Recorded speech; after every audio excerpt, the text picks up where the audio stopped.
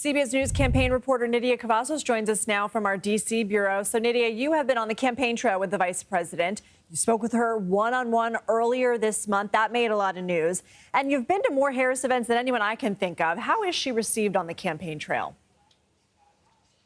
Well, Vice President Harris, it's interesting because when we attend her campaign events, we always get a mixed reaction from voters. Initially, when I talked to them, prior to them listening to Harris, what we would often hear is, many voters saying, we haven't heard much of her from the past few years, but we're here, we're ready to support, and we want to listen to what she has to say. But when I check in with these voters right after, they say, I'm convinced and I'm fully supporting Vice President Harris. And, with all these calls that we had been hearing on President Biden, calls for him to drop out, I would ask voters, how do you feel about this?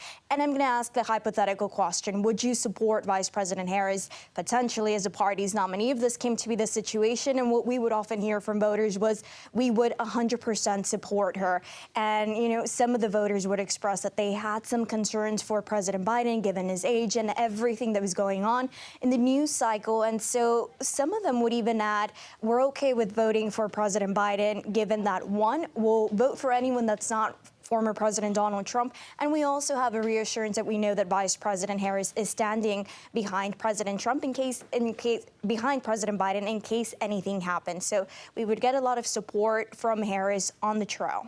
What do we know about what her schedule was supposed to be this week and whether that's still going to be the case? We're still waiting on further guidance from the Office of the Vice President. But initially, as of this morning, we were getting ready to head out to Milwaukee, Wisconsin on Tuesday. Then from there, we were going to go to Indianapolis, where Harris was going to be campaigning. And then she was going to end the week this weekend with a fundraiser in Massachusetts. Of course, this was still as of this morning. She was going to be doing it as the running mate to President Biden. And now it's unclear if she's going to continue with these campaign stops this week. And now, of course, we know that this is now her presidential campaign, and it is Harris for president. Nidia Cavazos, thank you. Thank you.